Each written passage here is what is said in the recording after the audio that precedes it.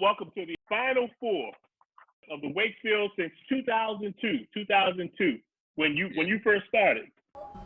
Yeah. Aye. Yeah. Aye. Yeah. Boys. Yeah.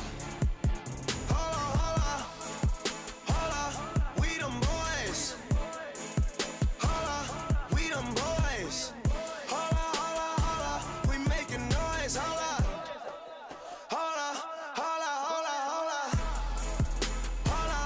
We them boys. We them boys. Yes, sir. Right, your very first year. Very first year. And I remember, and let me tell the story real quick. I remember when you had the interview. You had the interview, and you couldn't tell me for like a week. Yeah. And here you are. Noel Deskins. I was sworn to secrecy. But here you are thinking you keeping a secret from me. and Noel called me 4 days before that. Hey, Noel, if you watching Noel, that's some bull. I'm telling you. She called me a week before that, and she was like, "Hey, Buck, how serious is so-and-so?" And I was like, "Serious? What do you mean, like, serious about what?" She's about the job. I said, yeah, he's very serious. He's very interested in it. He said, "Well, I can't say it officially to you, but okay, thanks." So, and her exact word. So, I see you probably Friday night. It was a Friday night at the Night League game. Down at what was it? It was at what was that? Walter Reed? No, not Walter Reed. That was Reed. Bottom of the hill. Columbus Fight. 4 Mile Run. What's the No, name of that place now? Bottom of Wakefield. Yeah, 4 Mile Run. Okay, 4 Mile Run. Whatever the name of that there. I think I can't think of it. Ballcroft. Yeah. So we got at the night league, and you walk in, and you just got this silly old showing all your pearly white teeth and shit. Oh, and trying to be all secretive and shit. So I'm playing along with it. I'm waiting for this to tell me, but I ain't supposed to cuss on here. I know you got something to tell me. So you wait till like 10 o'clock at night. We get back to your car. Man, I gotta tell you something. You can't tell nobody.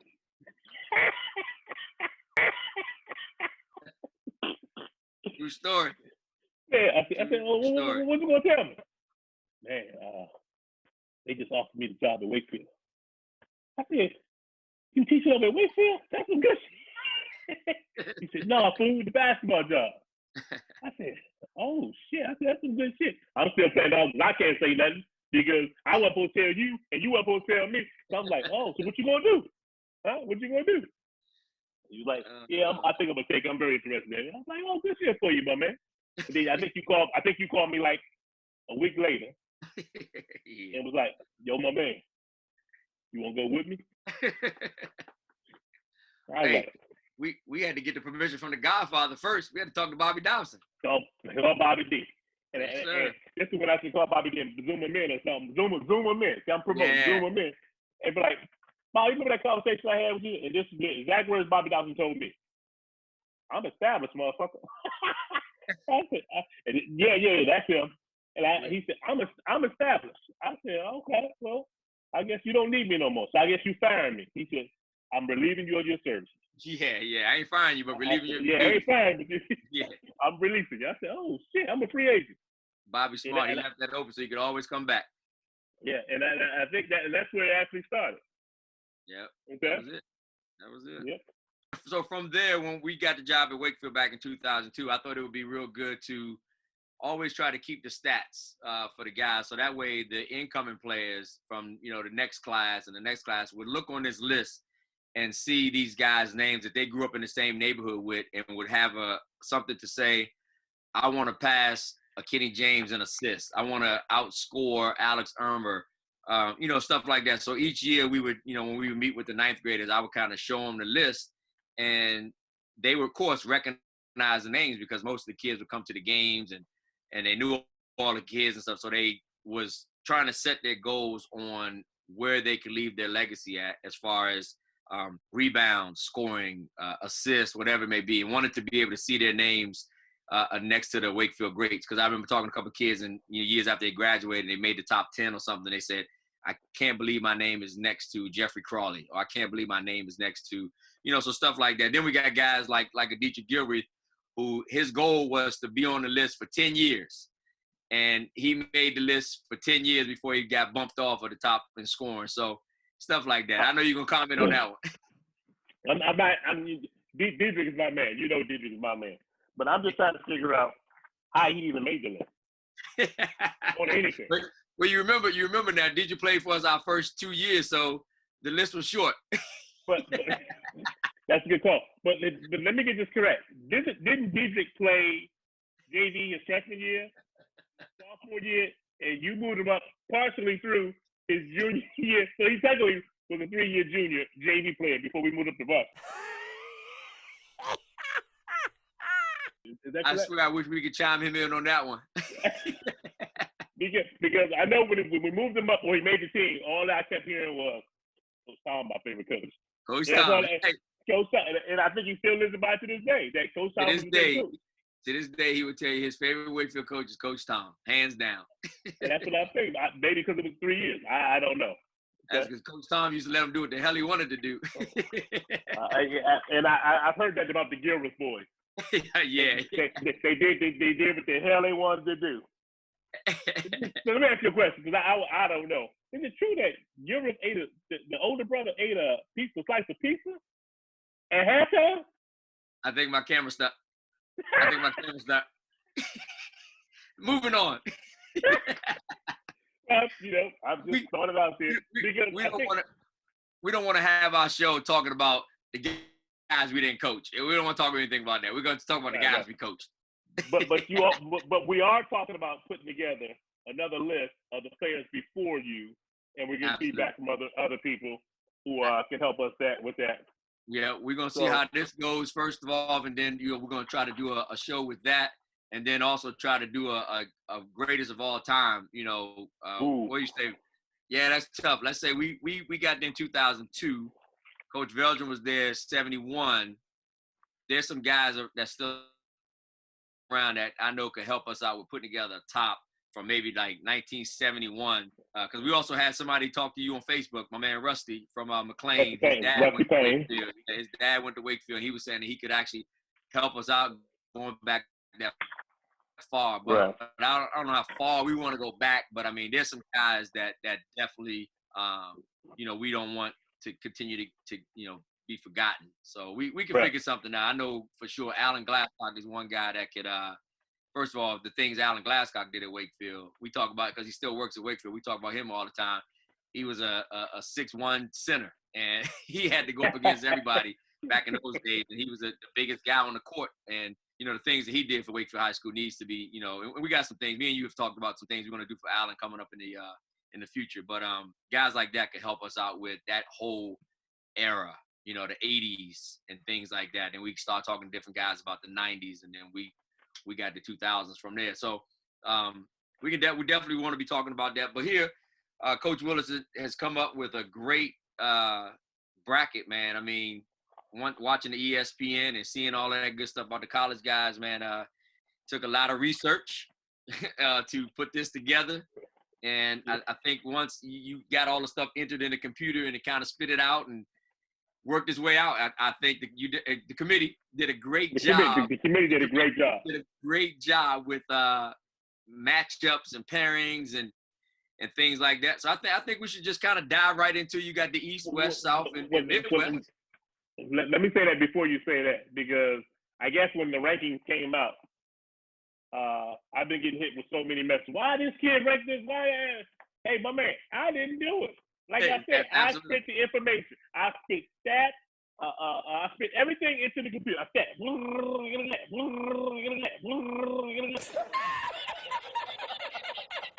and the computer spit back all the stuff that I needed. And this is where everything fell. I mean, so you can blame me because as the kids, I tell the kids nowadays, Buck got thick skin. Yes, sir. Hey, can't nothing to me. So I'm good to go.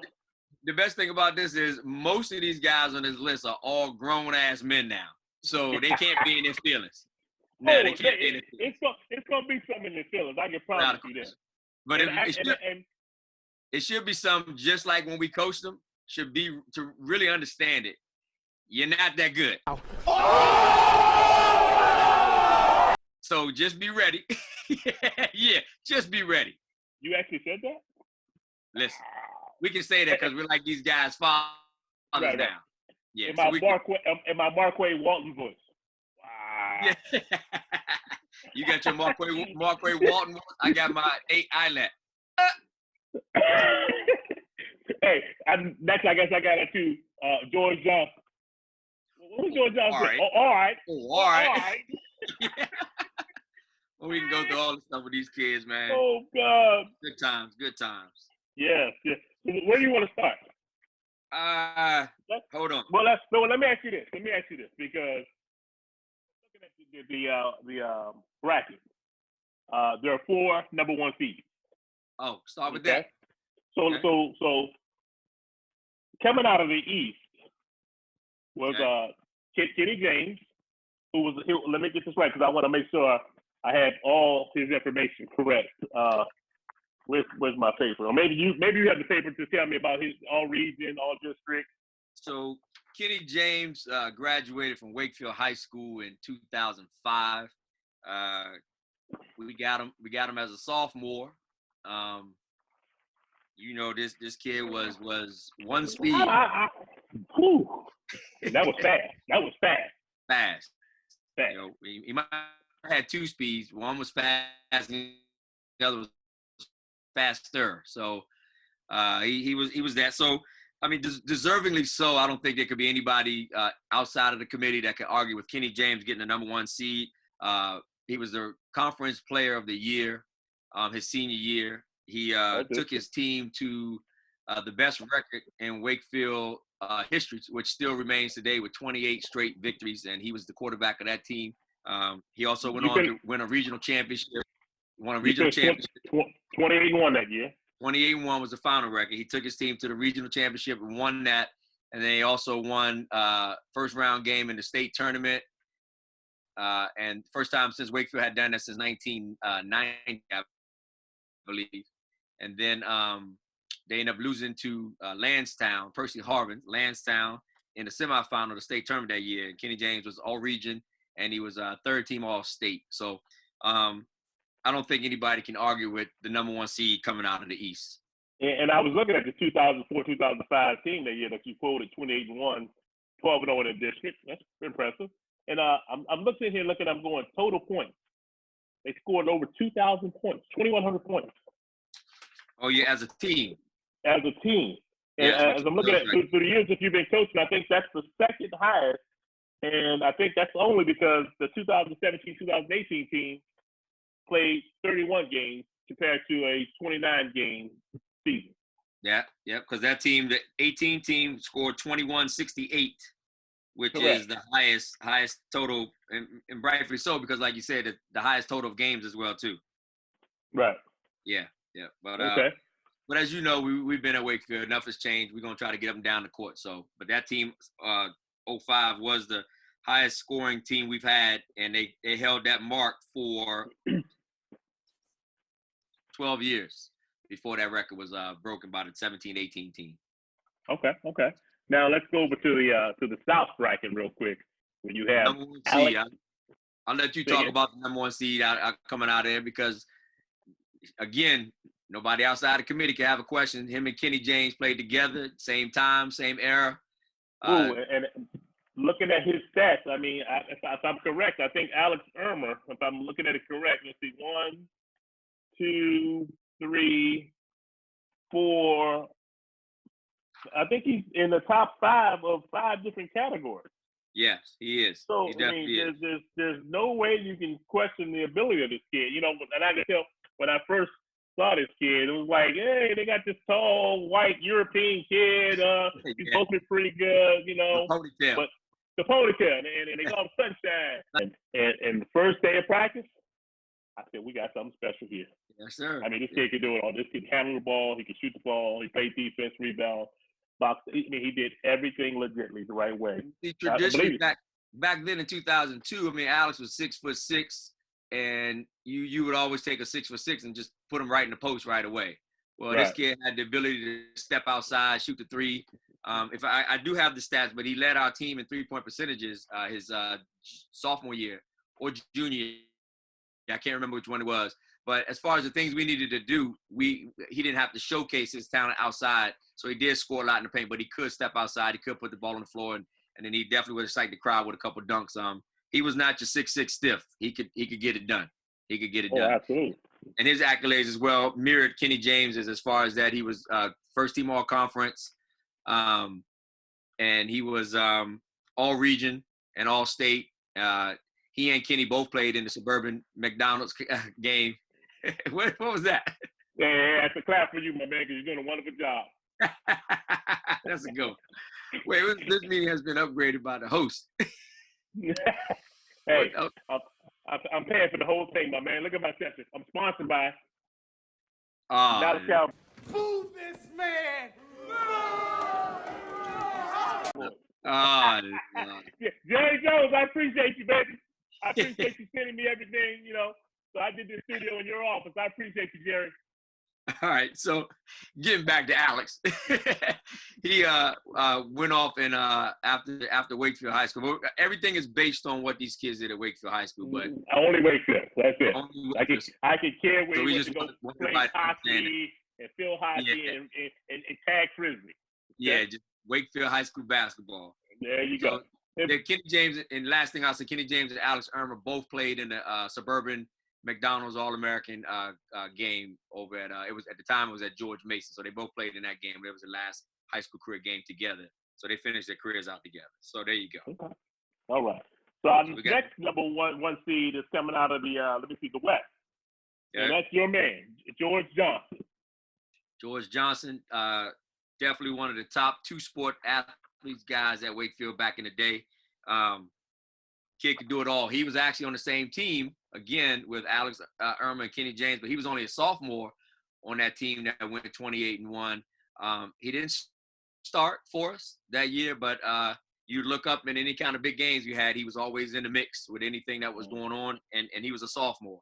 But this is a kid from Green Valley who his whole life had played with all of these guys, and he was always 2 to 3 years younger than all of the guys he played with, and he had just as much respect as the older guy. So when he got to high school, the question was, when was he coming to varsity? When? How soon was he going to put him on varsity? But I think we did a good decision of keeping him on the JV. At the time, our JV coach was Angelo Hunt, who is now the head coach at John Paul the Great. He's been there for a long time and produced a lot of talent. So George stayed with Angelo Hunt his freshman year, and when by the time he came to varsity, I mean, he was already ready to go. And so this kid, same thing. By the time he ended up graduating in 2007, he was player of the year in the district.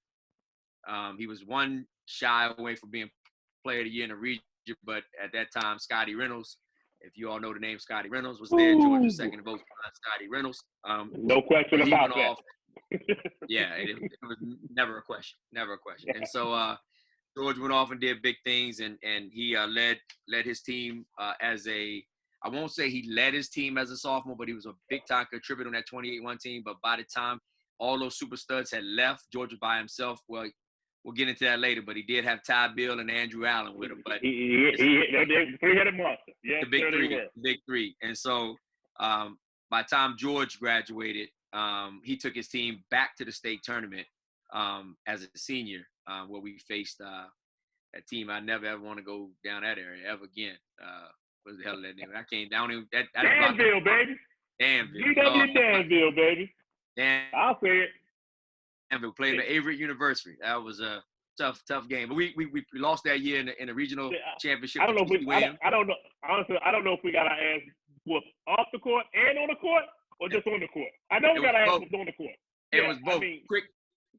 Quick story. I know you remember this. We pulled over to get something to eat close to Danville. We had all the guys and the coaches and things sitting at the table, and we ready to order. And a waitress, older white lady, came up to the table, and she said, "Oh, you boys, the basketball team?" "Yes, ma'am." "Y'all playing Danville?" "Yes, ma'am." "Y'all gonna get y'all ass beat. What y'all want to eat?" That's the only thing she ever said to us. And took our order right there. We all was stunned.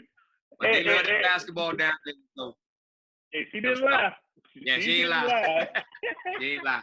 She ain't lie. I think that's the first time I've ever seen 6'6", 6'7", 6'7", 6'7", 6'7", all trade in and out from 5 subs to next 5, all the same height. Kids was, we were saying, who you guarding? They was that big one over there, that big one. They was huge, man. Hell of a team. One thing I can say about George Johnson is you can never question his toughness. His what? His toughness. Confidence? Toughness and confidence. He was very confident and tough. And a lot of people, man, thought it was arrogance, but the arrogance that kid had, he definitely backed it up. And I think more than anything, he might have been, and don't get me wrong, I'm not comparing them people. I'm not comparing them.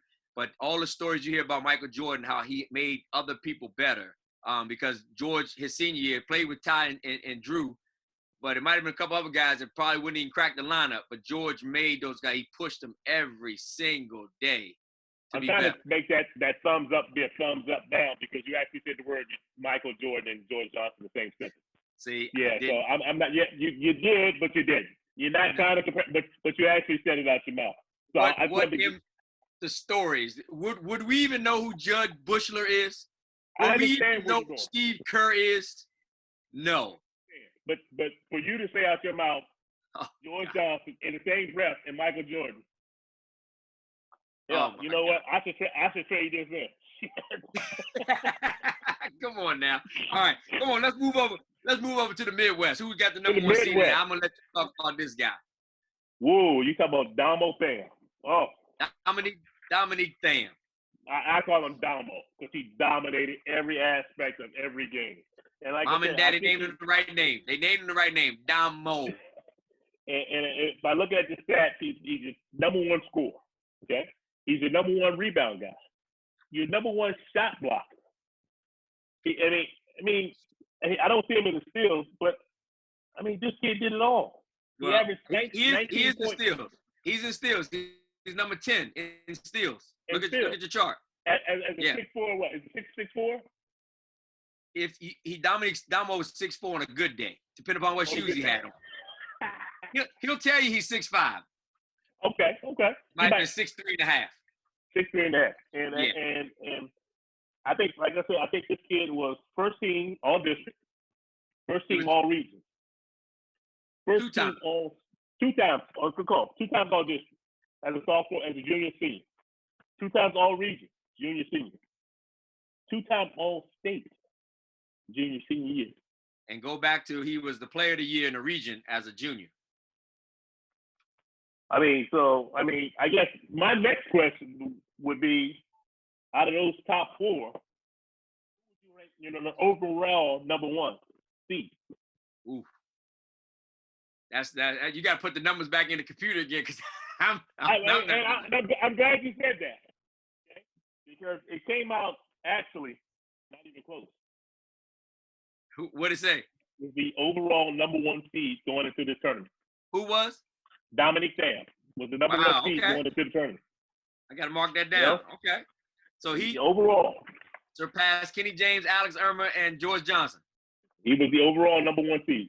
That's tough. That's tough right there. Congratulations, Damo. Congratulations. That's really tough. And I look at some of these teams, and I look at the number 2 seeds. I mean, some of these 2 seeds could have been a 1 seed. Well, rightfully so. If I'm glancing down at the number 2 seed, and I'm looking at in the East, I'm looking at Alec Trinkle. I mean, the things he did for Wakefield his 3 years there, phenomenal. I mean, arguably could have been in there to get a number 1 seed. But then you go down to the West. You can't argue with a Corey Moore. I mean, we've been getting calls all week about where's Corey Moore? What you mean Corey Moore? Like, listen, man, it's the computer. It's the computer. But Corey Moore, the things he did to get the number 2 seed out of the West and then go over to the South, the number 2 seed was a Raekwon Hobson, who quietly was an assassin. He played alongside Damo in that era as well, too. Big time numbers and accolades as well, too. And then you move down to the Midwest, your number 2 seed, Dang Now. I mean, and we say the boy from Africa. That boy from Africa. The boy good. The boy good. That boy good. I mean, dang now. I mean, you talk about a lot of guys that have come through, this era, man, that we could really go on. Because I know we can even go further, talk about the 3s and 4s and things like that. But tough competition. Dang now. Just think he played parts of his end of his junior year and most of his senior year with a broken bone in his knee. Yep. You remember when he had surgery and showed us the bone that was in it? That was so just think if he was 100% healthy. Yeah. I mean, no question about it. He was first team all district. He was a first team all region guy. I mean, it's interesting. Yeah, I mean, we could keep going because I'm looking at number 3 over there, Amari Cooper. I mean, Amari Cooper, what he did for Wakefield his 3 years at Wakefield. I mean, come on. I mean, he was another guy who was all region. Regional player of the year. Regional player of the year. Him and Dominic Pham, regional players of the year. So he could have been the 1 seed. He could have been. But you're talking about the overall body of work. That's tough. That's tough. And people always say, don't lie. Yeah, hey. What is it? Men lie, women lie, numbers don't lie. Numbers don't lie. If we look at this, before we start going down the road, I'll give some people a little bit of history from 2002 to now. Our top 10 in scoring is Dominic Pham. In his 10-year Wakefield, he's at 13-21. That's in 3 years. That's impressive. And next on the list was Alex Armour. Alex Armour held that record at 11:35. And actually, in fairness, Armour he has a little bit more points than this because Armour played 1 year on varsity under Coach Velgen his freshman year. And if I'm not mistaken, he scored like 135 points as a freshman on varsity. But our stats only go from 2002 to 2020. Right. He played under Wilson Bentley. So Armour was his second. Do me a favor. Do me a favor. Don't say Wilson Bentley. This is Wakefield basketball head coach Tony Bentley. Okay, he's the head coach. Okay, I'm just the guy that sit on the bench and go, hey, hey Tony, I can't believe he threw that. You can't make you can't make this shit. All the things we do in practice every day, he gonna go out here and do the same shit he do in practice. As they say, kick his head off. Your famous. Why are you yelling, man? Why are you yelling? He's not going to change. He's not going to change. You've seen it every day in practice. So, I mean, why do you get yourself worked up? But go ahead. Now you're talking about, you're at Damo, Alex Armour. Alex, Alan Trinkle, and then George Johnson had just missed 1,000 points in his career. If he probably wouldn't have got hurt in that state quarterfinal game, he probably would have broke 1,000 points. But George Johnson is 4th. And then sliding in there 2 years ago, Amari Cooper finally cracked the list. He's right underneath George Johnson. And then a guy that we will talk about throughout later in the show whose numbers are kind of big. Chris Warner was one of the only guys who played varsity basketball under us for 4 years as a freshman. We've only had 3 guys ever to do that. And that's Chris Warner is one of them, Corey Aldrich, and Justin Glenn. The only guys that ever played. And we're not saying started or anything like that, but played on the varsity team from the beginning as a freshman all the way to a senior. Chris Warner slides in there, and then he surpasses a guy who is all revered and loved by every coach at the time he was playing. All they wanted was the guy that didn't even start for us, who was probably better than everybody in the region, was Jeffrey Crawley. Who's that grown-ass man, they say? That grown-ass man. Man-child was Jeffrey Crawley. And if you've seen him lately, he's bigger than what he was in high school, and he's still in shape, running around. He grown man, but Jeffrey Crawley's there. And then we talk about the great Corey Moore. He rounds out the list at number 8. And then someone that surprises you look at this list, you don't really think about it except when you watch them play. He shot the ball from the volleyball line. Marquay Walton is the 9th leading scorer since 2002, and he's at number 9. And, you don't think about that. You think about all the other guys. But, and you got to remember this. You got to remember this, too, now. Marquay Walton played with Dominic Pham. You would think ain't enough balls if Dominic Pham's on the court. So Marquay Walton is right there, number 9. You got to put that in also. He also played with Corey Moore. He sure did. And it wasn't enough balls when Corey Moore played.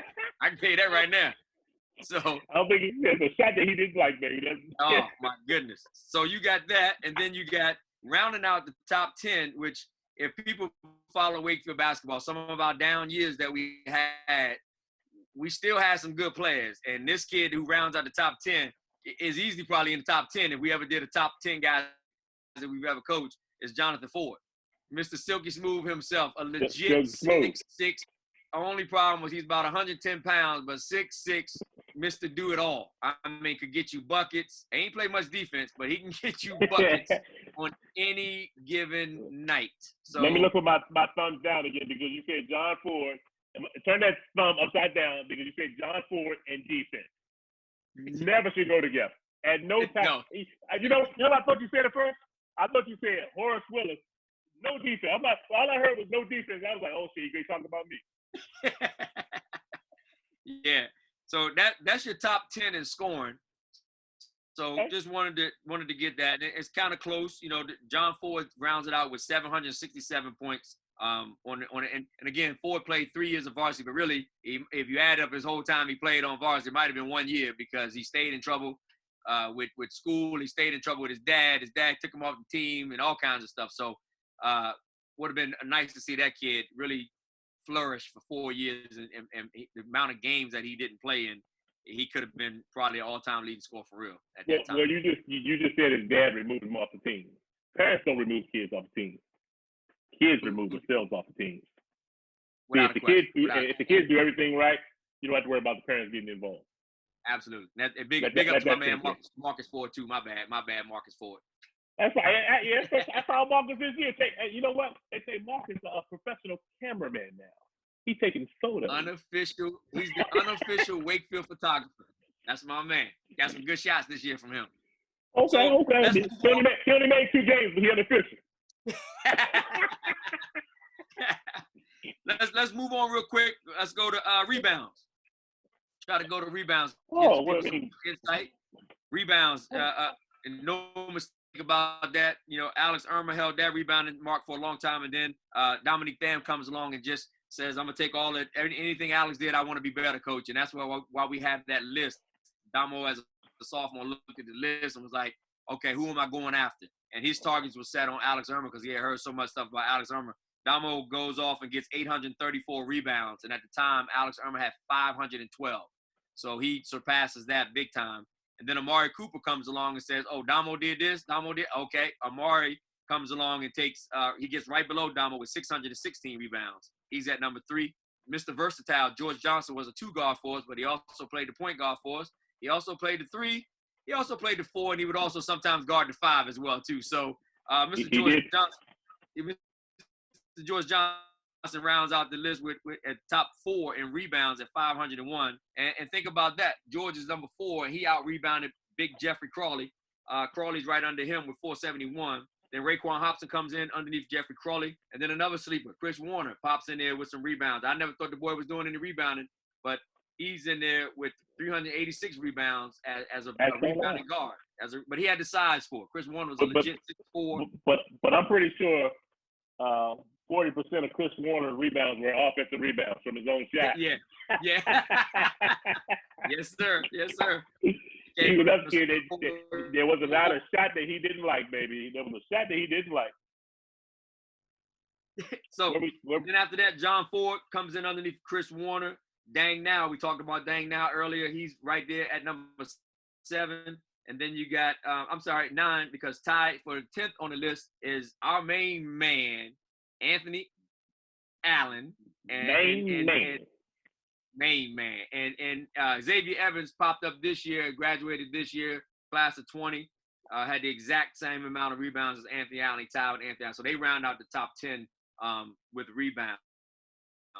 So moving quickly right to the assists, I will tell you, when this kid came to Wakefield, he looked at the list and he said, "I am going to break that mark." He said, "It looks like," he said, "What year did Kenny James graduate?" I said, 05. He said, "That's been up there for a long time. I'm going to break that." I was like, okay. It was good to have a kid coming and say, "I'm going to break an assist record." That means I know he was going to share the ball, which is good. And he surpassed a record that I didn't think was going to be broken by Kenny James, because Kenny James had 329 assists and the next person to him was George Johnson with 269. So 260. So I was like, yeah, that'll never be broken. And Alan Trinkle comes in and breaks Kenny James' record with 347. And he was more happy about breaking the assist record than he was probably any accolade that he had received through his high school career. Speaking of the assists, like you said, Kenny James had 329 assists, but I would say probably 70 of them were alley-oops. Throw the ball up and go get it. Go get it. Alex Armour, Nate Islet, Jeffrey Carter. Was Nate Islet. Absolutely. You can throw the ball anywhere to Nate. He's going to get it. He's going to get it.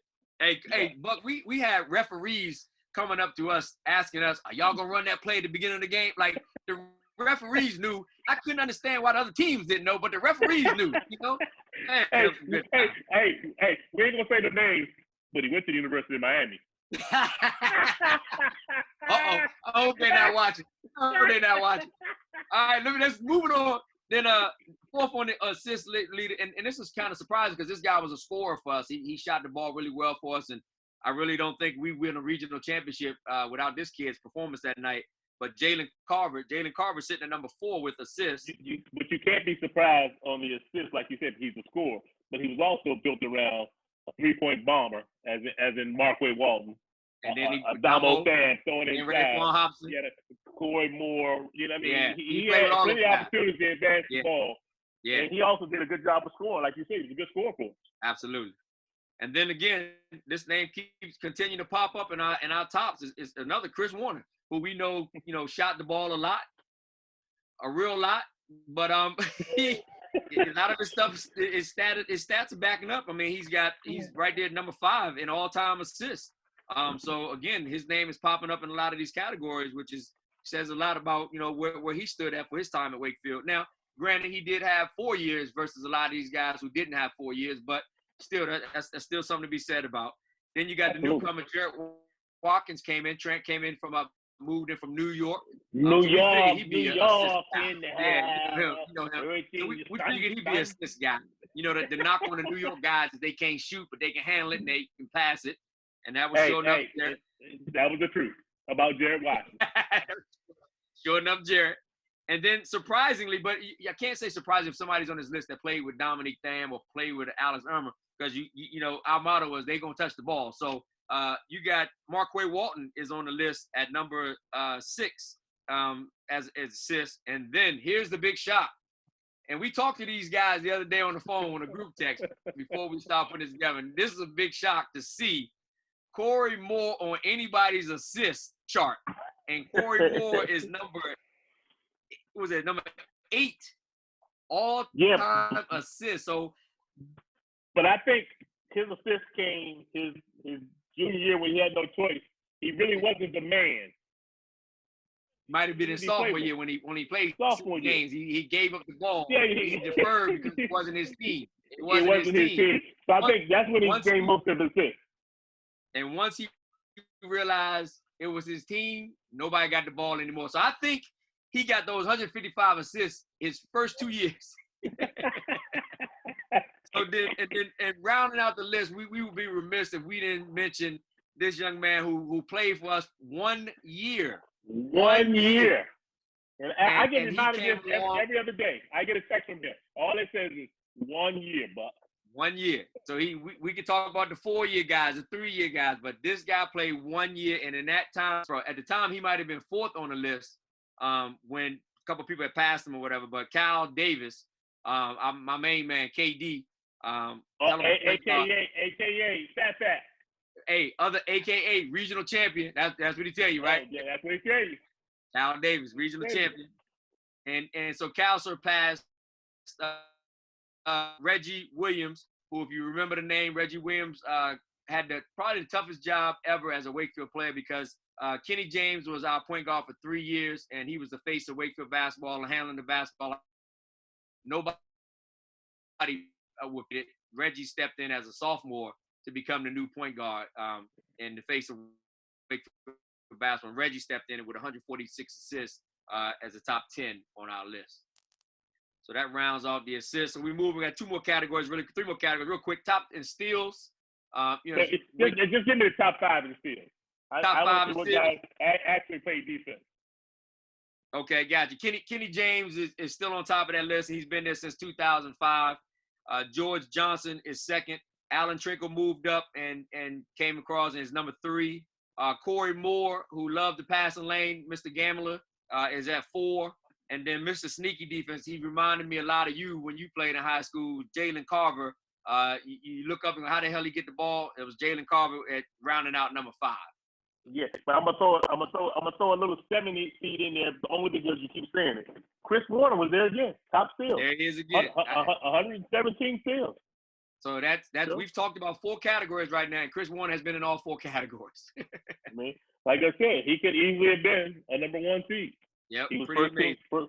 first team all district, first team all region. Yep. So I mean, there's guys who could be a number 1, number 2 seed. Yep. So, and then finishing up real quick, because this one right here, I don't think, and we can do this show 20 years from now, and I don't think this record will still be broken. Your block shots, just to set the tone. We're going to talk about the top 5, like you said, but to set the tone, Alex Armour graduated in 2005. At the time when he graduated, he had 121 blocks, which I thought was phenomenal in 3 years. And this kid, Dominic Pham, comes along, again, looks at everything Alex Armour did and always wanted to beat it. He has 307 blocks, Buck. 307 blocks. Nobody's even close. The guy in 3rd place is Amari Cooper, and he only has 99 blocks. And then you got Justin Glenn at the number 4 spot with 78. And then a dark horse, this guy could probably stand in the valley and slap you on Johnson Hill because he was that long. My man, Kyrie Mathis. Kyrie Mathis, yeah, when you said long. 73 blocks. Yes, sir. I mean, he was long for days, man. That's my man, Kyrie. So he finished, rounded out the top 5 with 73 blocks. So I truly believe as long as I'm a coach at Wakefield and when I retire and the next guy steps in and all that, 307 blocks will not be broken. So Damo played 3 years with varsity. I'm not great with math, but that's almost 100 blocks a year. 102 blocks a year. 102 blocks a year. That's come on, man. Come on. One of those years he had 103. Just to throw it out there to you. Yes. 2 years 102, then 103. I mean, that's tough. Tough. So now this category right here, we call it our top 3-point. So we don't want people to think like that was our top shooters, because when we get numbers, you might laugh at crazy because it's about the way these guys took their shots. So we based it off of. If I had my calculator right now, I don't think anybody on here may have shot 30%. But everybody's a 3-point shooter, man. Yeah, I tell you what, this guy at the top of the list, and again, when you came to Wakefield basketball, you was just waiting to see. A lot of people were waiting to see the dunk, but a lot of people was also waiting to see how far this kid was going to shoot the ball from. And I can tell you a quick story. My good friend who coached at T.C. Williams at the time, Julian King. Julian didn't know anything about Marquay, and Marquay pulled up from, I would say, a step, maybe 2 past the half-court line and shot the 3. Now, he didn't make it, but Julian told me later, he said, once Marquay took that shot, he looked down to the bench at me to see my reaction, because most coaches' reaction like, what the hell are you thinking? What you doing? He said when he saw my reaction that I didn't go crazy, didn't do anything, he said, we in for a long night because this dude going to be pulling up from anywhere. So that was Marquay Walton. Marquay, we call him Mr. Volleyball Line because he shot that thing from deep and made some big shots. And he did that early as a sophomore. He had the confidence to do that, to shoot the ball like that, and that carried all the way through his senior year. But Marquay made 166 three-pointers. And need I say how many he shot?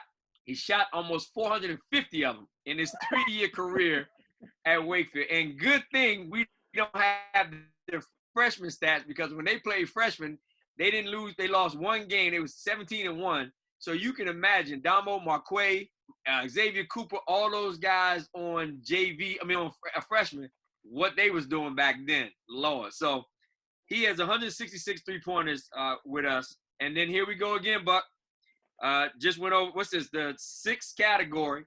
And out of 6 categories, this young man, 5, his name is popping up again. Chris Warner is the 2nd all-time made three-pointers with 111. He surpassed one of our great shooters that we had the privilege of coaching for 2 years, Mr. Clutch himself, Halil Parks, who, if the game was on the line, I'm going to tell you right now, the play was going to be drawn up for Mr. Halil Parks. I can tell you that right now. So, and that's one of the kids. Halil played two, but here. I was going to say, he's one of the kids that played the entire game, and you could never tell. I mean, he played hard, and you could never tell if he was tired or not. I was like, Halil, you need a sub? I'm good. I tried my best to run his ass in practice, and it did nothing for him. He just ran and never said a word. He just one of the best kids we've coached in I don't know how long. And the thing about Halil, I want you to think about these numbers. Marquay played 3 years on varsity, made 166. Chris Warner played 4 years on varsity, made 111. Halil, 2 years on varsity, made 110. So he was only one shy of a kid who played 4 years on varsity. And all three of those guys had the green light. And Halil was efficient because he was 110 for 285. Chris Warner was 341. He shot 341. Halil was efficient with 285. Again, I don't know the percentages of that, but here we go. Marquay shot 37%. 37 for 3-point line. Let me see. Let me go with Halil real quick. Halil shot. Oh, I did it wrong. Okay, I'm gonna put the number in wrong. You know somebody gonna question you, Buck, so get it right. No, I ain't worried about her. I hope she watches. Halil shot 38%, almost 39%. Okay. Mm-hmm. 1, 2, 3, 4. All right. So then in the fourth slot for most all 3-pointers made all time with 101 is that mama. There goes that man, Corey Moore. Sure got it. I mean. And Corey, like Halil, you want the ball in his hands. He reminded me to make sure I said on the show that he scored 37 points in the regional championship game. So when all the other guys started talking about how many points they scored, and it was look, first game of the season against it, Corey said, listen, I scored 37 against W.T. Woodson in the regional championship game. Now, we didn't win, but he scored 37, and we needed every single one of them damn points that he scored. So prolific scorer, and he proved that when he left Wakefield, went off to college and scored over 2,000 points in his college career at Virginia Wesleyan. So definitely Corey Moore with 4. And then rounding out our top 5, this kid, he sat and waited his turn behind Halil. And you know, when after Halil would do his thing, and then in the fourth quarter, then we would put this kid in, and he'd get some shots up or whatever it may be. But by the time he became a senior, he became first-team All-Region. Tough, one of the toughest players that we coached. Knucklehead, I might have kicked him out of practice more than anybody in my career at Wakefield, but this boy was like my son to me for sure. Ben Horsford rounds out. Let me put the thumbs down real quick, because you said son. I'll just leave it right there. You said you and son should never go in the same sentence, my man. Oh, God. Okay, family. We all know I have 5 daughters. Yes, I can't make a boy. Done. Okay. But yes, my man, Ben Horsford, who rounds out the top 5 with only 69 3-pointers. And a lot of those came his senior year because he was thrust upon to score the ball for us his senior year. But his sophomore and junior, he played behind some really tough guards, but he got better every single day in practice and brought that to him. And again, I know we're talking about what happens at Wakefield, but this was a kid who waited his turn, and he got a full scholarship to Gannon University. So that's where he's playing ball at right now, Ben Horsford. So that is pretty much our top. Now, real quick, just for fun, our top 5 in charges, which I would tell you when we got the job at Wakefield. When you say charges, no, let's keep this. Let's keep this good. Keep it PG. I love all my guys. We're talking about, when you stand still and somebody runs you over. Yeah, that kind of charge. All right, because we could have an all-charge team for Wakefield if we wanted to, but we're not going there. So here we go.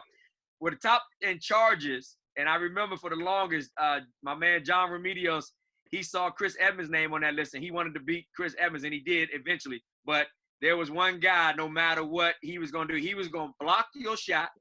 He was going to talk about your mama. He was going to elbow you. He was going to get a technical foul.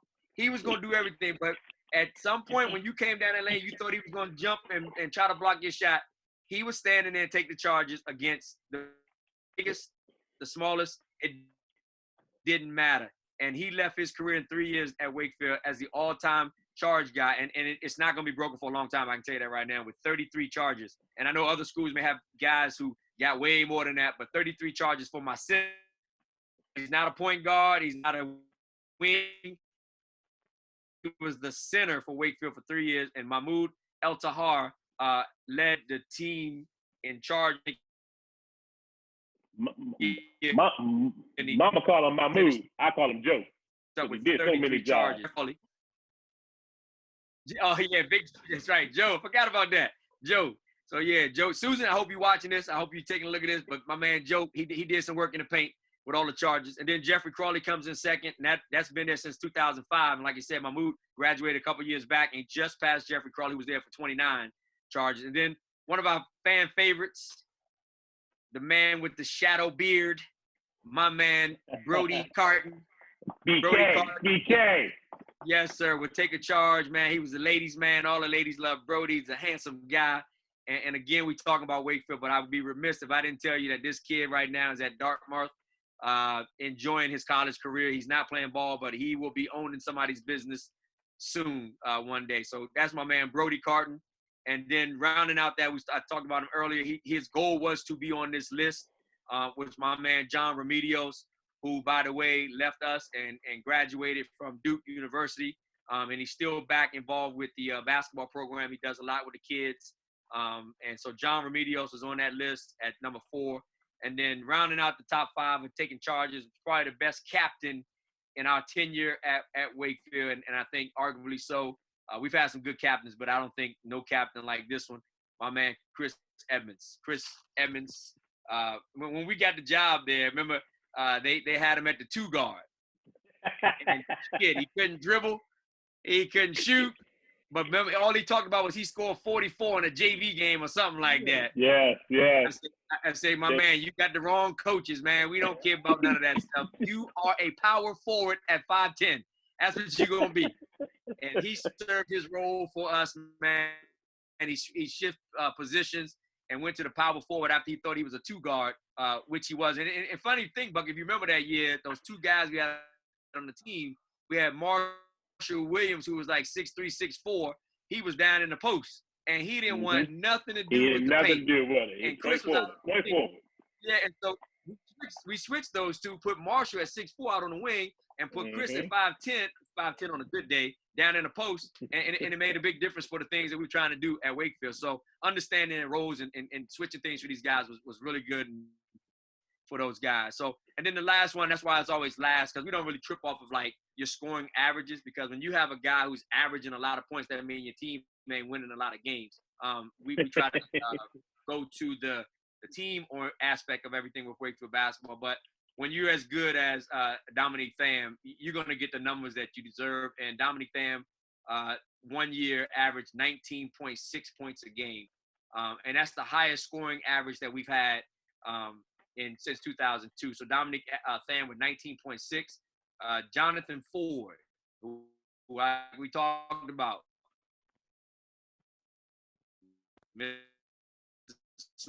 Mr. Silky Smooth himself. If I could really add up how many games Jonathan Ford played in, it was a hell of a lot less than Dominic Pham. I can tell you that right now. He averaged, and this was one season, Jonathan Ford 19.4. And then Mr. Do-All Everything, George Johnson, Mr. Oh, all right, coach. All right. 18 points a game, one season. I can't remember if that was his senior or junior year, but he averaged 18. And then again, Dominic Pham makes the list back again. I believe it was his junior year. At 17.7 points a game, and then rounding out the top 5 in scoring averages during the season, Alan Trinkle, who snuck in there with 16.5 as a point guard. So you look at that, those 5. Dominic was a center. Ford was like a George Johnson. He can handle it at the top, but he can play on the wing. And then Trinkle was a point guard. So you got different positions with the different scoring and things that we try to do at Wakefield. Right. So there you have it. That gives you a little insight on some of the things that well, let me throw these numbers out here to you real quick, and I'm just happen to be looking at piece of paper in front of me. George Johnson in 1 year scored 522 points. I think that was the all-time most points scored in Wakefield history under Bentley. Next was Dominic Pham had 2 500-point years. I mean, that's tough. That's real. 500 points is a lot of points. That's 1,000 points in 2 years. Wow. Yep. And Coach, you remember when Damo did break the 1,000-point mark? Do you remember what he did that game? No, I don't. All right, so I remember, as Harry Barnes would say, I remember so vividly. We were playing against Wakefield, and I had told Coach Carlos, I said, Coach, Damo needs like 4 points to break 1,000. Can we stop the game? He was like, sure, no problem. So, lo and behold, Damo gets his 1,000-point on a dunk. He turns baseline and dunks the ball. Boom, they stop the game. We just give him the ball just to take a picture, whatever. The game ball. We say, Damo, take a picture real quick. You got your 1,000-point. Damo takes the ball and runs up to the stands and gives the ball to his mom. Remember that? He thought like we was going to give him the ball to keep. And he gave it to his mom. We had to get his mom to throw the ball back down out of the stands so we could keep playing. And then we had to get him a ball later. And I think that whole section was full of the Pham family. It was like 67 people. I was like, my man, you can't have that many people at a Wakefield game. I mean, that's a lot of people. There's been a Pham at Wakefield starting back with his daddy. His daddy, I think, graduated 94, 95 or something like that. There's been a Pham at Wakefield, I think, ever since 2000. And let him tell you. And let the young Pham tell you, I was a baller. Man, you was 5'1", man. I was a baller. I hope he watching. I hope he watching. I was a baller. Yeah, and we got one more Pham coming through. He's 8th grade. He'll be in next year. Yeah. Then on the girl side, Jami Pham, the sister, she baller. She's playing in college basketball right now, doing well at Barton College. So the Pham family means a lot to the Wakefield basketball family on both boys and girls side. So yeah, then what you got, Buck? You got to go over all but your 400-point club. We had 2 guys score 500 points. I mean, if Corey Moore scores 2 buckets, he's a 500-point guy. Yeah, well, if he would have been, keep it real, if he'd have been what he's supposed to have been doing his sophomore year, he'd have had over 1,000 points. So, but anyway, right. Corey, we're gonna go there. But yeah, Corey Moore. You know what I'm saying? If my aunt had, there you go. Yeah, there you go. There you go. Right. That's right. All right. So then who you got? Amari Cooper. Are you actually still gonna talk about that? I don't give a damn about the 400-point club. I mean, 500. Yeah, you're right. Your 500 stands out. Right. There you go. Yeah. So let's take a quick commercial break. Be back in 2 and 2. I gotta say it again. I gotta give it out to my sponsor. Oh Lord. Move this man. Out of Cowboys, I got my sponsor, Jerry Jones. I appreciate you sending those pictures to me, sponsoring this network show. For him to be a Redskin fan, I don't see anything. Oh shit! What's that back there? What's that Redskin thing? Point to it. Right there. Yeah, can you pull it to the camera so I can see what it is? I want to take it off the wall. Oh, it's actually something on the wall. That's when we was good for 1 point, man. Okay. What we're gonna do is we're gonna take a quick break. Okay? And then what we're gonna do is we're gonna come back and we're gonna get into these brackets. All right? Yes, sir. We're back in 2 and 2. 2 and 2.